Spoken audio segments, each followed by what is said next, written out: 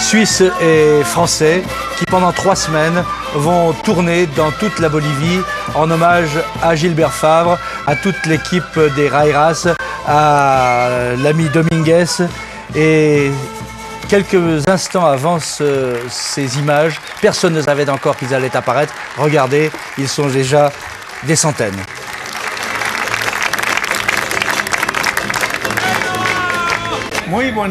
Ah, c'est très beau. Excellent, élégant. C'est le meilleur qu'on puisse trouver en ce moment. Ils sont bons.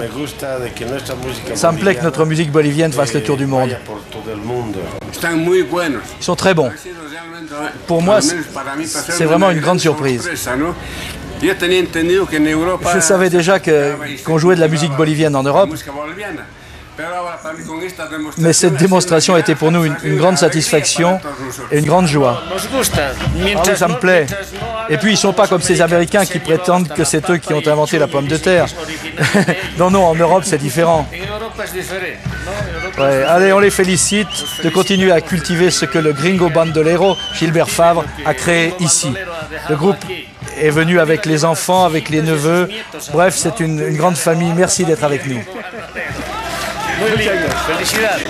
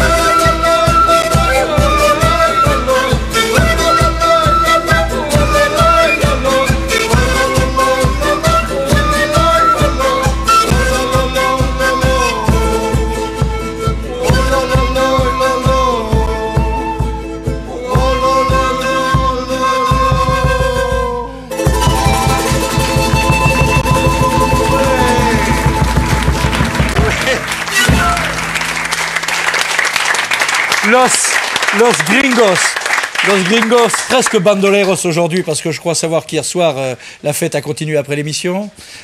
Un peu. Bienvenue Jean. Jean Vidaillac, qui a été dans la deuxième partie en Bolivie, on en parlera tout à l'heure, le compagnon de musique de Gilbert Favre, mais qui a continué à porter le flambeau et qui est l'homme qui a organisé la tournée des 120 musiciens français et suisses en Bolivie cet été. Bienvenue, pas trop difficile la nuit dernière? La nuit dernière, non. C'était très dur. Bon. C'est ce matin surtout. C'est ce matin. Ouais. Bon, bienvenue tout de même. Vous avez vu, on est passé indistinctement de ce beau spectacle sur la place Murillo, la place du gouvernement à La Paz, où vous étiez, et on vous a retrouvé avec les autres Gringos en plus petit nombre, en direct sur la la scène de Zigzag Café. Merci d'être avec nous toute cette semaine pour célébrer Gilbert Favre, le gringo bandolero, ce Suisse émigré, ce carougeois des bistrots, qui finalement a été plus célèbre en Bolivie et au Chili qu'il ne l'a été en Suisse, peut-être parce qu'il avait un certain sens de la discrétion. Je salue, je ne sais plus comment je dois dire, en fait Indiana, sa première femme, mais on a vu que sa première femme, puis encore n'était-ce peut-être pas la première, ça avait été Violeta Parra au Chili. Je ne sais plus où vous situez, moi. C'est normal, c'est quand même un homme. Hein. Oui, d'accord. Déjà, pour commencer. Mais c'est d'abord le père de mes enfants. Oui. C'est ce qui est plus important. Et puis vous avez passé passablement d'années en Bolivie. Vous l'avez rencontré à La Paz. Oui, je l'ai rencontré à La Paz. C'est-à-dire que je suis arrivée, je peux raconter? On vous le dit tout à l'heure. Disons que c'est à La Paz que vous vous êtes rencontrés. Voilà. À côté de vous, à la Peña Naira. À côté de vous, votre fils, le fils de Gilbert, Patrick, il était déjà là hier avec nous. Je rappelle que vous avez eu 2 enfants, mais qu'un enfant est mort. Roland Tolmatchov, lui, il n'est pas tiré d'une légende biblique, et il sera là pour nous parler de La Paz. Il y était dans les grands moments. Aurélien Gattegno a joué hier. Il est le fils de Griselitis Real, dont on avait cru comprendre qu'elle avait peut-être rencontré Gilbert avant qu'il ne parte pour le Chili. C'est très bien. Voilà. Et puis, je dirais la butte témoin qui toujours va nous rappeler à l'ordre et au sérieux, Barbara Erskine Favre, qui fut la 2e femme et surtout la dernière compagne et femme de Gilbert jusqu'à sa mort il y a bientôt 3 ans. Merci à vous tous d'être là. Hier, nous étions au Chili avec Violeta Parra et avec cette très belle chanson Gracias a la vida, merci à la vie, qu'il avait composée, enfin que Violeta avait composée pour votre papa, et ainsi qu'une autre chanson qui s'appelait Run Run, puisqu'on l'appelait Run Run au Chili. Et puis un moment où les choses se terminent, on écoute Gilbert Favre raconter brièvement le départ de Bolivie.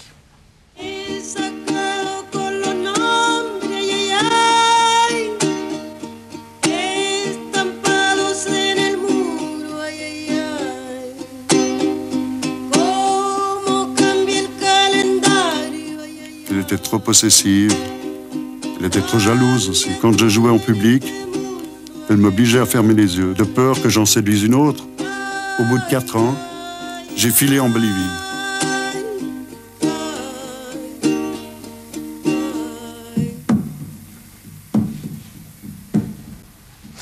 Voilà, racontez rapidement. Donc vous étiez à l'autre bout de cette longue montée dans le désert, au-delà du désert d'Atacama en direction de la Bolivie. Vous nous direz ça tout à l'heure. Cet été, nous étions donc avec vous, avec tout le groupe Sagarnaga, Jean Vidayac, et nous sommes retournés en pèlerinage, je dirais, à la Peña Naira, qui n'est plus une peña, dans la calle Sagarnaga. Je vous propose que nous nous rendions tout de suite.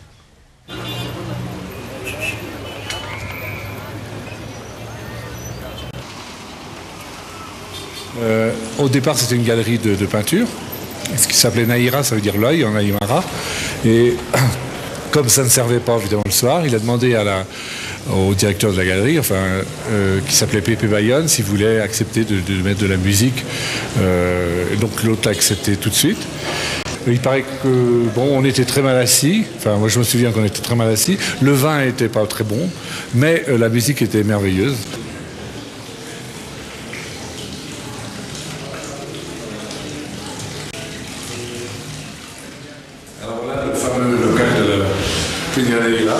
Je crois qu'on s'introduit un petit peu, mais bon, tant pis. Et là, c'était la scène. Donc on jouait là, il y avait une aile qu'ils ont bouchée, une autre aile ici. Et puis, les gens étaient entassés. Et il y avait vraiment beaucoup d'ambiance. Les musiciens arrivaient par là, repartaient par là, se frayant un chemin entre les tables, comme ça. Et c'était toujours émouvant de jouer dans cette peña. On a joué donc en 77 et en 86, on est revenu quand Gilbert avait fait son film avec la télévision suisse romande. Oui, film dû à Antoine Bordier qui est avec nous sur ce plateau, mais que nous recevrons surtout un peu plus longuement demain, Antoine. Mais à propos de cette peña, on a failli avoir la crise cette année, puisqu'un certain nombre de jeunes qui se sentent les descendants de Gilbert, de Dominguez, de Cavour, ont voulu y aller jouer, et puis on les a un petit peu mis dehors. Ben, parce que bon, il y a eu un problème, je crois qu'ils ont transformé ça en hôtel, donc les gens aiment bien quand même dormir de temps en temps. Et d'avoir de la musique, surtout, bon là on était 4, mais on devait être une vingtaine à jouer. C'est normal que ça faisait beaucoup de bruit, que les gens ont respecté. Bon, c'était un endroit merveilleux, mais maintenant c'est fini, c'est un hôtel, donc voilà, il reste la cour, il reste le souvenir. Mais bon, c'est très dommage, mais voilà, toutes les choses ont une fin. Alors il reste aussi quelques images, ce sont des images amateurs, pardon pour la qualité. En revanche, le contenu est important. C'est avec vous, donc lors du deuxième séjour, avec Gilbert Favre, sur la scène, qui n'est pas une scène, qui est un plancher, de la Peña Naira.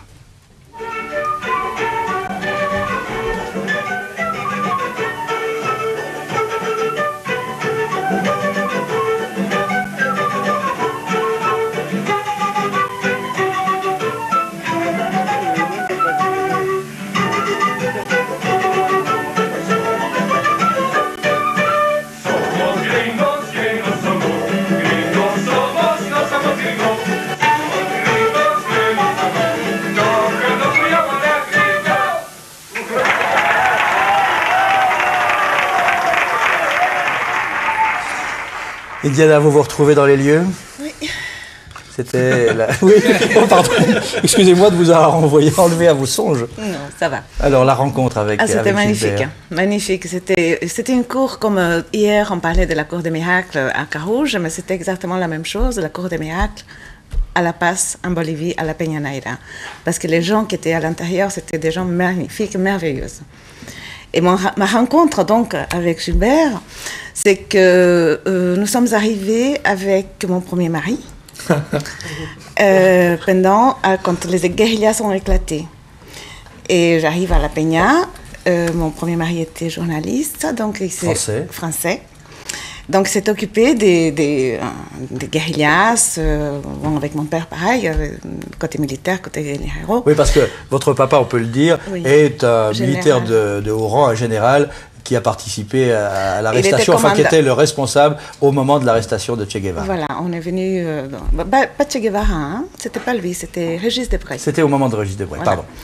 Et donc, c'est à ce moment-là que mon premier mari a dû partir, déguisé en curé, parce qu'il était poursuivi avec ma maman. Et il a dit à Gilbert, que c'était son très grand ami, il a dit, occupe-toi de ma femme. Ce qu'il a fait. Je dois partir, ce qu'il a fait. Et il a très bien fait, parce que j'ai eu des choses magnifiques.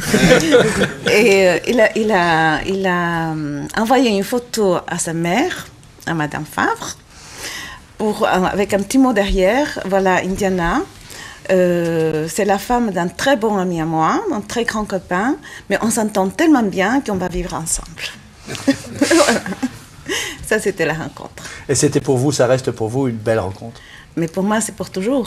Ouais. C'est pour toujours. Alors, on va le retrouver content dans le film réalisé par Antoine Bordier, content le moment où il est arrivé justement de Bolivie, et puis comment finalement ça a été assez facile pour lui de monter cette peña qui ensuite, en tout cas par la renommée, a fait le tour du monde.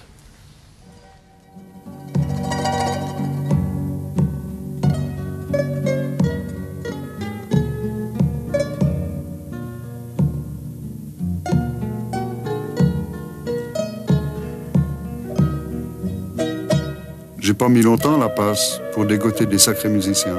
Los Rayas, du flemmard quoi. Godoy, Cavour, Yayo, Dominguez.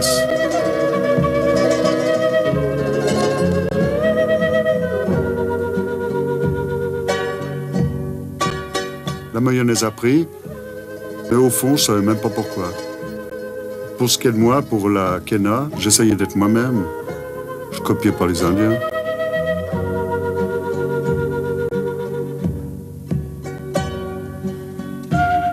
L'idée géniale, peut-être, ça a été de créer la Peña Naira, un cabaret de folklore, quoi. Il faut dire qu'à La Paz, à cette époque, il n'y avait pas grand-chose. La notoriété est venue, ça a été de la folie. Une fois, on m'a foutu en prison, c'était pour une sombre affaire de droit d'auteur.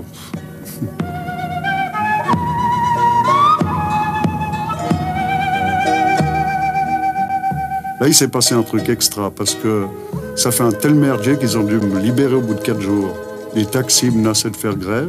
Les flûtistes du Mala voulaient marcher sur la passe. Le président Mariento s'en est mêlé. L'ambassadeur de France aussi. Même les policiers m'étaient favorables. C'est dire, hein. Oui, alors, bon, quand on lit les notes que j'ai pu consulter grâce à vous, Barbara, quand on lit les notes du Gringo, on a toujours l'impression d'être dans une aventure des pieds nickelés, ou quasiment, et on a l'impression qu'il en rajoute. Mais apparemment, enfin, il y a au moins 2 témoins sur autour de cette table pour dire que la prison, c'est vrai, et tous. Hein, alors, Roland, vous y étiez, Roland Tonatiuc, vous y étiez. Alors, c'est pas qu'est-ce qui se passait comment? Il était en tôle, pourquoi? D'abord. Il était en tôle parce qu'il avait enregistré un disque avec son talent, qu'on lui connaît bien, qui a eu la maison concurrente, non, Philippe, c'est Polydor de là-bas, il le fait chez Philippe, et Polydor vient le trouver dans la nuit, il l'emmène boire des verres et tout, et à 3 h du matin, il était prêt, parce que contrairement à ce qu'on dit, il n'était pas ivrogne tout le temps. Il aimait prendre des cuites, ce qui est quand même une chose importante dans une vie aussi sinistre qu'on a déjà à l'époque. Alors, quand il a été à point, il l'a emmené dans un studio, puis ils ont refait le même disque. Alors lui, il trouve assez normal, il dit j'ai du talent, on me veut, bon, ben pourquoi pas. Mais alors il y a eu procès, puis finalement il a été mis en prison. Alors c'est là qu'il y a eu un soulèvement, mais vraiment un soulèvement fantastique. Dans les rues, il y avait des gens partout. Et comme, je ne sais plus si c'est le chef du gouvernement ou le directeur de la prison, qui voulait assister au spectacle, il a dit, mais s'il est là, on ne peut pas le faire, là, ils l'ont libéré pour ça.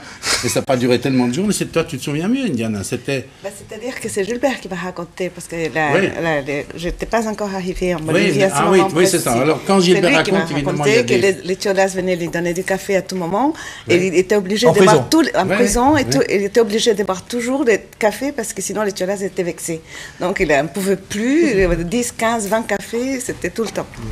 Mais enfin, le soir où il est réintégré la Peña, il a été libéré dans la journée, il y avait un personnage important, lequel était-ce exactement, c'était Filocheur, Ibouldingue, Croquignol, je ne sais plus, mais il avait, comme vous dites, la vie de Gilbert, c'est ça, on ne sait pas, il y a des fluctuations. Non, mais le plus important, ce sont les Indiens qui ont descendu de l'eau plateau pour protester contre cet emprisonnement. Parce que le peuple et les Indiens se sentaient représentés par le blanc, par le gringophare. Voilà. C'est quand même extraordinaire. C'est ça qui les a fait revivre. Parce que reconnaître en tant que musique. C'est grâce à Gilbert quand même que c'est la musique qui était reconnue. Des vrais Indiens sont venus jouer à la Peña. Il y avait des ambassadeurs, il y a eu plein de gens qui sont venus à cette Peña. Qui étaient assis sur des torchons. Mais c'était fait par les prisonniers, les chaises. Oui, il y a un moment qu'il raconte dans ses notes, c'est qu'en fait, quand il s'est agi d'ouvrir la Peña, il n'avait pas beaucoup d'argent, comme toujours. Hein. Non, mais c'est pas ça qui est important. Non, mais donc parce qu'il arrive toujours à réussir les choses. On est d'accord, mais il s'est renseigné pour savoir comment il pouvait avoir des chaises pas trop chères. Voilà. Et surtout d'être sûr qu'on les lui livrerait à la bonne heure. Donc l'homme de la prison savait ça, il a demandé ça aux prisonniers. Exactement. Alors il a eu ses chaises. Et c'est à ce lieu-là que la musique bolivienne, les Indiens, ils ont commencé à jouer et ils ont été reconnus en tant qu'Indiens. Parce qu'en Bolivie, il y a beaucoup de bourgeoisie et les Indiens, ils étaient quand même mis un peu de côté. C'est grâce à Gilbert, ça. C'est mal vu de jouer leur musique. C'est lui, c'était un dieu, il est devenu un dieu. Et c'est vrai que c'est une valeur. C'est une grande valeur. C'est vrai que La Paz, c'est un peu une ville à l'envers à cet égard. Je crois que c'est la seule ville au monde où les pauvres habitent en haut et les riches en bas, parce qu'en haut, c'est plus de 4000 mètres qu'il fait froid, qu'on a un manque d'oxygène. Et puis les riches ont quand même des palmiers à 3002, quoi. Oui, mais c'est juste à 1 heure de décalage entre un endroit et l'autre. Hein. À La Paz, c'est assez extraordinaire, ça. Mais lui, il était modeste, il faut le dire. Hein, il ne se mettait jamais en avant. Et comme je vous l'ai dit, un jour, il devait aller tout à coup à l'improviste, il devait aller à la télévision, à la radio, je ne me souviens plus, puis c'était impossible, il était couché quelque part, on a dû le laver. Ma femme, ma future femme, elle lui a ciré ses chaussures, moi je l'ai débarbouillé, je l'ai rasé. Parce qu'il était en mauvais état. C'est-à-dire qu'il avait, comment est-ce qu'on peut dire, il avait bu du lait un peu additionné d'autres choses, oui. Ouais. Alors, comme parfois. C'était comme lui, peut-être ce matin, à la fin d'une cuite, tu vois. Et alors on l'a emmené, on l'a porté, mais c'était fabuleux parce qu'il fallait vraiment trier en plus il y avait les restes des gens qui étaient là la veille par terre, un peu comme après une fête en Amérique avec les petits drapeaux de McDonald's. Je n'oublierai jamais de ma vie. Parce que comme il était 3 fois là-bas le voir, enfin les 2 autres fois il n'y était pas, mais le souvenir il y était toujours. C'était magnifique, c'était un des êtres les plus étonnants de ce monde. Oui. Il reste. Moi, chez Gerbu hier soir, tu as vu hier aussi. C'est magnifique. C'était dur. C'était dur de voir ça. Parfois, on est content d'être là parce que on reste un peu avec lui. Patrick, entendre parler de votre père comme ça fait quoi? Ça fait plaisir, c'est sûr. Non, c'était un grand personnage. Il avait une force énorme de persuasion. Il savait comprendre les gens. Les écouter, oui, il était simple aussi, très simple, et puis très réaliste, peut-être. Là où tu as passé, je peux lui dire, là où il a passé son enfance dans ces magnifiques forêts de Chaban, c'était merveilleux de voir grandir en Dordogne. En Dordogne, en pleine campagne. Oui, ça c'est un peu la suite, c'est le retour de Bolivie. Oui, alors, on en parlera un petit peu demain. Mais on ne sortira jamais. On ne sortira pas de Gilbert, on fera une deuxième semaine s'il faut. Indiana, la peinture, vous aviez commencé là-bas. Enfin, qui étiez-vous quand vous arrivez? Vous êtes la fille d'un général, vous êtes bolivienne, mais vous arrivez du Brésil. Qui êtes-vous? Alors, je suis donc, ma mère est peintre, Nora Beltrán. Donc, j'ai vécu dans la peinture depuis mon enfance. J'ai baigné là-dedans. Et ensuite, mon père, en tant que général, c'était autre chose, c'était un autre univers. Mais les rapports que j'ai avec mon père, c'est un rapport assez adulte. Donc, il comprend bien ma démarche, qui est complètement contraire à la sienne. Et ça se passe très bien. Et quand je suis arrivée à La Peña, après que que mon premier mari soit parti, je reste avec Gilbert dans une petite chambre qui faisait 1 demi-mètre par peut-être 2 mètres grand maximum. Alors c'était le scandale de ma famille, comment, fille de général, vivre avec quelqu'un qui déjà est d'abord musicien, qui vit dans une cour de miracles, comme c'est pas possible, ma mère paniquée, mais lui, en tant qu'être, il enrichissait tous ces lieux-là. C'est ça qu'il faut comprendre. Ce n'est pas ce qu'on a autour, ce n'est pas l'argent, c'est sa manière d'être qui était riche. Donc si je comprends bien, malgré les bousculades, malgré certaines soirées un peu tardives, ça a été une période de bonheur. Merveilleuse. Ah, des rires. De rire aussi. Des rires, mais c'est surtout ça. Toujours, même après, après, on avait mal ici pendant des jours tellement on riait. Ils savaient rire. Ils savaient faire rire aussi, déclencher les rires. Jean, malgré ces lendemains d'hier, vous étiez donc, vous aussi à La Paz, vous avez même joué avec le Grégo Favre, on a vu ça tout à l'heure sur ce document. Vous participez au fait, non, c'est pas votre genre. Non, mais un peu. Je suivais de loin. Je pouvais pas suivre tout le temps. J'ai un foie très fragile. Donc on a joué enfin 2 fois surtout, de 2 périodes, et surtout une période en 77 où vraiment. Là, on était reconnus comme groupe sur La Paz et on jouait. Ce qui a été merveilleux, je me souviens, on a été joué au Sheraton, je sais pas pourquoi, pour des touristes suisses qui voulaient un groupe typique. Donc il y avait 3 Français et un Suisse qui leur ont fait la musique. Et ça n'est qu'au dernier morceau qu'on leur a fait une petite tyrolienne pour voir que on savait aussi jouer autre chose. Voilà, c'est à peu près ça. Bon, on va continuer bien sûr cette discussion autour de Gilbert. Demain, avec vous, on parlera de la période européenne. Avec chacun, rassurez-vous, l'émission n'est pas terminée. Mais je voudrais tout de même qu'on reprenne l'itinéraire de cet été, c'est-à-dire de ces 100 musiciens, 120. En 2 mots, qui sont-ils? Et juste avant de partir pour l'Altiplano, comment s'est passé? Comment est-il possible d'organiser la visite de 240, 150 personnes, dont 120 musiciens, dans un pays un peu désordonné quand même, comme peut l'être la Bolivie? Je crois qu'il faut être aussi désordonné qu'eux, sans doute, pour se mettre au diapason. En fait, non, je crois que les gens viennent de deux parties. Une partie, ce sont les gens des stages qu'on organise depuis 15 ans. Et une autre partie, ce sont des gens qui viennent d'une école qu'on a sur Châteaubriand, donc, entre Rennes et Nantes, où il y a aussi, on donne tous les mercredis des cours comme ça.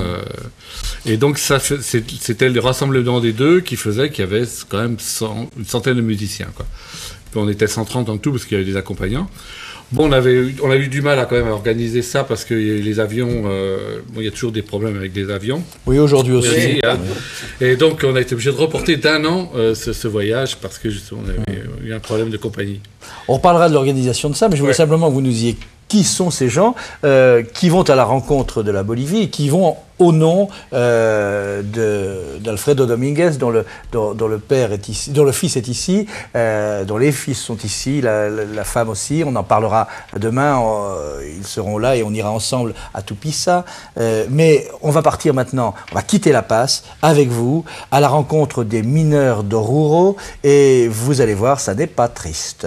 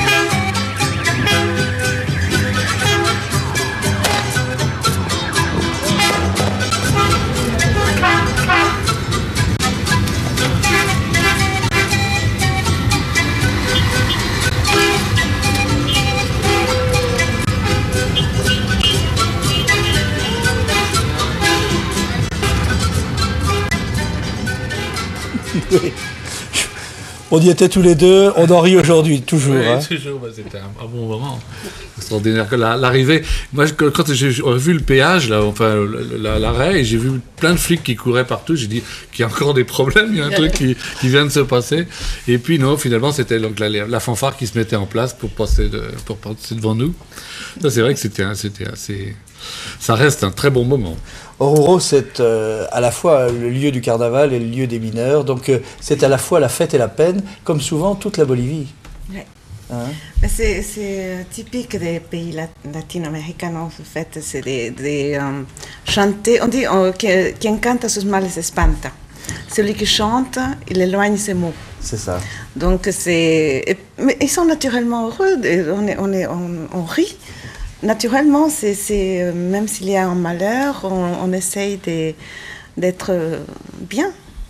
Alors, à cette table avec nous aujourd'hui, Jean-Claude Vicki, vous ne le connaissez sans doute pas, puisque il n'était pas dans la tournée, il n'a pas photographié les soirées à Oruro ou à Yayagua, mais il y a des années et des années, une quinzaine d'années, qu'il va presque chaque année en Bolivie et qu'il photographie. Vous allez voir, c'est splendide. Voici une première photo, je crois qu'on la voit maintenant, une première de ces photos. Il est descendu dans la mine de multiples fois. Il va sortir prochainement en Espagne et ensuite, j'imagine, dans l'ensemble de l'Europe et du monde, un bouquin de ces photos. Voici le diable qu'on rencontre toujours dans les mines. On est sous sa protection, mais il peut vous donner la vie ou la mort, suivant le cas. Jean-Claude, merci d'abord d'être avec nous. Voyons lentement ensemble ces photos. Vous nous direz après ce qui vous a mené, mais tout de même, ce mouvement, un homme qui pousse son tender. Les hommes sont nus ou quasiment nus dans les mines. Ça dépend. Il peut y avoir des parages où il fait très froid. On peut passer en quelques instants de température en dessous de 0 degré jusqu'à des températures à plus de 45 voire 50 degrés. C'est carrément quelquefois une sauna. Et moi j'ai découvert lors d'un voyage, j'ai pas toujours été photographe, il y a très longtemps un jour j'avais décidé de mettre des ailes à mes rêves, et j'étais parti pour un voyage de 6 mois, 1 année, mais qui finalement a duré 5 ans et demi. Et je suis arrivé, c'est au Japon que j'ai commencé de faire, lors d'un séjour dans ce voyage de 22 mois, que j'ai commencé de faire de la photographie. Et ensuite, je suis allé en Amérique du Sud, où j'avais fait le tour en 1 an et demi. Et un jour, en revenant du Chili, j'étais entré en Bolivie. Je suis allé à Potosi et j'ai visité la seule mine que la corporation minière bolivienne faisait visiter aux touristes. Et là, après une visite de 3 heures, j'avais vu un mineur. Et je me suis dit, mais attendez, il y a quelque chose qui ne joue pas. Et le lendemain, je suis monté un peu plus haut dans la montagne et j'ai passé la journée dans une mine de coopérative. Et j'en suis sorti tellement bouleversé, tellement secoué, touché, de voir ces gens dans la tâche quotidienne et de chercher pardon, mais vous pouvez... de chercher leur destin dans les entrailles de la terre, que ce jour-là, j'ai décidé de faire un travail sur ces gens. Malheureusement, dans la vie, on ne fait pas toujours ce qu'on a envie, et j'ai seulement pu commencer ce travail 10 ans après. Et la première année, en 84, j'ai pratiquement aucune photo parce que j'avais débarqué en Bolivie, j'étais allé seul avec mon sac à dos, mes appareils de photo, et en fait personne ne me laissait rentrer dans les mines. Il n'y a qu'un gérant de mine qui m'avait laissé rentrer, qui est devenu un ami. Et ensuite je me suis approché de la fédération des mineurs et je leur ai expliqué le travail que j'allais faire, et c'est comme ça qu'en me procurant des... Et au fil des années, vous avez vu l'évolution, c'est-à-dire qu'il y a eu une période qui était un peu une période aussi dictatoriale, mais avec des grands patrons de mines, qui en effet étaient des grands patrons, mais où tout de même donnaient à manger et donnaient un logement aux mineurs. Et aujourd'hui, au nom de la mondialisation, entre autres, c'est la catastrophe quotidienne. Les gens meurent vraiment dans la mine. C'est vrai, avec l'effondrement des cours des matières premières sur le marché, il y a eu une grande restructuration dans les mines en Bolivie. Les grandes mines qui comptaient 3, 4, 5 000 mineurs, comme Yayagua, Siloente, comme Wanuni, ces mines, tout d'un coup, n'ont plus été rentables. Et on les a, dans un premier temps, fermées. C'était des mines qui étaient mécanisées. On a sorti toute la mécanisation et on a reloué les mines aux mineurs qui, maintenant, les travaillent comme du temps de la colonie, c'est-à-dire à la force du poignet, avec un burin, des marteaux et de la dynamite. En tout cas, je tiens à signaler la qualité, je crois qu'on l'a vu sur ces images, la qualité de votre travail. Et soyez gentils, lorsque le bouquin paraîtra, dites-le nous de façon à ce qu'on puisse le signaler. C'est vraiment très beau. Jean-Claude, merci d'avoir fait le déplacement. Vous veniez de la Chaux-de-Fonds. De Moutier. De Moutier, pardon. Vous veniez de Moutier, rien que pour ça.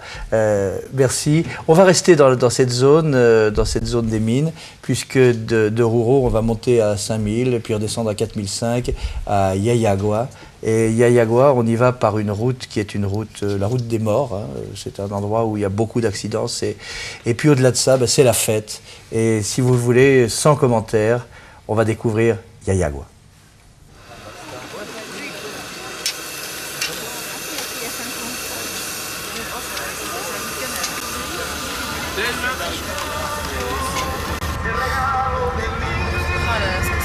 C'est beau, hein?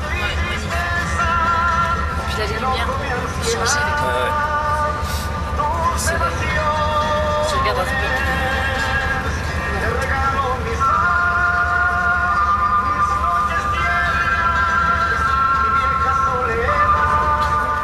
Bien, en algunos momentos más vamos a querer bailar junto a ustedes también con la música que ustedes tocan. Alors, Yayagua, c'est une ville minière, surtout minière.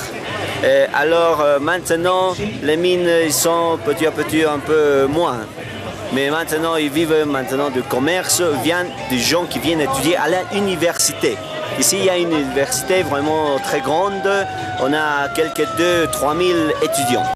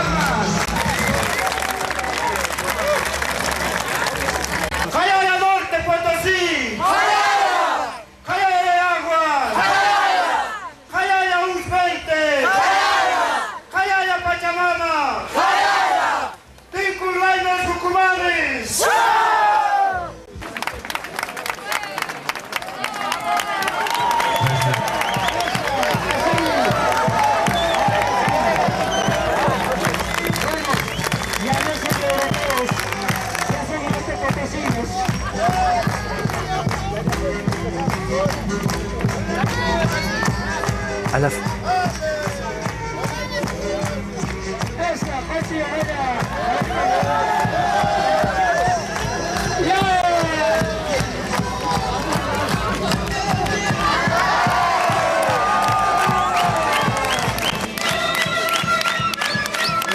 vous avez vu cette danse qui ressemblait furieusement à un combat. C'est un combat. Il faut peut-être qu'on explique en deux mots ce qu'est le tinku. Aujourd'hui, c'est peut-être une partie du spectacle, mais à l'origine, c'est une vraie manière de régler les comptes une fois par an ou 2 fois par an en musique, de telle manière à faire crever les abcès entre les familles. Oui, c'est pas uniquement en musique, hein, ça commence par la musique. Moi, on a eu le bonheur, on a envie de rencontrer ce tinku comme il y a en 99. Et c'est vraiment une rencontre entre 2 communautés de villages qui se rencontrent sur une place. Il y a un côté de la place qui c'est une communauté et l'autre communauté. Et ils commencent à se taper dessus. Et ils ont le droit qu'à taper que dans la tête. C'est pour ça qu'ils ont un casque, parce qu'il y a des règles assez précises. On tape pas quelqu'un qui est par terre, on le laisse. Sinon, il y a quelqu'un qui vient avec un fouet pour les séparer. Les femmes se battent entre elles. On a vu des petits aussi qui commençaient à se taper dessus. Ça n'a pas duré longtemps. Il y en a un qui a pris un poing dans le nez. Ça a tout de suite saigné. Ça porte bonheur en plus. Ça fait pousser les pommes de terre. C'est merveilleux. Alors, il y a encore quelques années, et je pense sûrement encore, il y a des morts, et là on est sûr d'avoir une très bonne récolte. Mais il y a aussi des survivants, et les 2 survivants sont là, c'est-à-dire que les 2 hommes que vous voyez danser le tinku en s'affrontant, en allant jusqu'à chuter, eh ben, ce sont respectivement Hervé Monnier, qui est l'un des membres des Gringos, et puis Aurélien Gattegno. Ça s'est passé comment? Vous avez improvisé? Oui, bah oui. C'est-à-dire qu'on a eu une petite démonstration avant quand même. Il y a un groupe qui nous a fait une petite démonstration. Et puis ensuite, ça a été notre tour. Alors vous avez reçu ce casque d'honneur, vous l'avez rapporté ici. Est-ce qu'on peut le décrire, le montrer peut-être un tout petit peu? Passez-le-moi, terre. Allez. Donc, oui, d'abord, c'est relativement lourd. C'est du... Ah, c'est du vrai cuir. C'est du vrai cuir. C'est un casque de cuir. C'est la peau de la vache. Alors celui-ci, c'est le casque de la fête. Et vous, il nous reste quelques minutes pour montrer ce casque apparemment beaucoup plus banal, mais pour vous, autrement plus précieux. Bah oui, parce qu'il a été donné par en fait le fils d'un mineur. Et ce casque était le casque donc, de son père, qui était un révolutionnaire au Siglo Binte, un des meneurs de la révolution des minières. Voilà. Et son père est mort avec. Donc c'est quand même un sacré cadeau qu'il a fait et ça a été très émouvant d'avoir ça dans les mains, quoi. Enfin, ça l'est toujours d'ailleurs. Et je pense que c'est aussi une façon de dire que votre visite là-haut, notre visite, et c'est vrai qu'on est à presque 5000, qu'il faisait froid, qu'il y avait 4 ou 5000 personnes dans les rues à 11h du soir, que la visite de Sagarnaga, des Gringos et des musiciens européens, ça représentait quelque chose pour eux. Ah ouais, ça a été complètement fou. On n'a même pas pu sortir du restaurant. Parce qu'on était assaillis par les enfants qui bloquaient la porte parce qu'ils savaient aussi qu'on avait emmené des vêtements. Donc ils voulaient les vêtements. Il y avait plus de 300 enfants qui bloquaient le restaurant. On ne pouvait plus sortir. On était... Ah ouais, non, ça a été complètement fou. Mais c'était très important pour eux quand une ville, par exemple, comme Galiagua, qui est tout d'un coup 100 gringos qui arrivent avec leur musique, qui chantaient en quechua. Justement, il y a une chanson qui est jouée par un des Français, où ils chantent toute une partie en quechua. Et là, ça a été la folie. Ils ont réagi, alors ça a vraiment monté. Oui. En revanche, lorsque vous avez tenté de jouer un air du Pérou, ça s'est mal passé. Non, ça c'est à Oruro. Je ne veux jamais se lancer dans ces histoires-là, mais j'ai pris la leçon. Le Condor Passa, on dit pas d'où il vient. Voilà. Sinon, après, il y a tout le monde qui va vous dire c'est bolivien. Non, c'est péruvien. Bon. Alors on dit rien. C'est le Condor Passa, point. Pour des raisons qui sont liées à l'actualité du jour, vous savez que notre émission est un petit peu plus courte aujourd'hui. Je vais vous demander de rejoindre peut-être les Gringos, messieurs, au travail. En ce qui nous concerne, eh bien, demain, nous allons continuer avec vous, bien sûr, Indiana, mais avec aussi Cécile Dominguez et ses amis qui viendront jouer ce que jouait le papa, Alfredo Dominguez, qui est mort à Genève, qui était un ami très proche de Gilbert Favre. Et puis demain, nous irons entre la Bolivie et l'Europe, en passant par la Dordogne, en passant peut-être même par l'Union soviétique. Nous verrons. En tout cas, nous allons continuer à suivre cette forme un peu particulière de pied nickelé qui s'appelait le Gringo Favre, qui fut, j'allais dire, votre mari et votre mari, Barbara. Et Barbara, demain, vous nous parlerez aussi de la rencontre à Paris avec vous et des lieux malfamés où il vous emmena. Voilà, c'est tout pour aujourd'hui. Je vous remercie. On applaudit tout le monde et c'est à vous.